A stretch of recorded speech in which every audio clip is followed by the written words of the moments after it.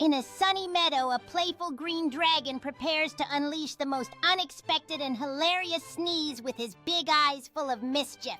As the dust settles, the dragon decides to embrace the silliness, donning a pair of goofy glasses and a hat, chuckling at the bewildered expressions of the woodland creatures. Determined to show everyone how it's done, the dragon takes a deep breath, ready to demonstrate the art of a polite sneeze, causing the crowd of animals to lean in closer eagerly, awaiting what comes next. With a whimsical little sneeze that sends sparkles flying, the dragon manages to charm its audience, turning an embarrassing moment into a celebration of joy and friendship.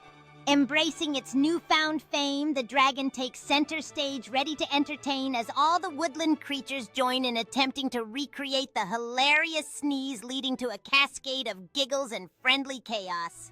With a dazzling smile, the dragon takes a bow, feeling overwhelmed with joy as the crowd erupts in cheers, celebrating the magic of laughter and friendship that came from a simple sneeze.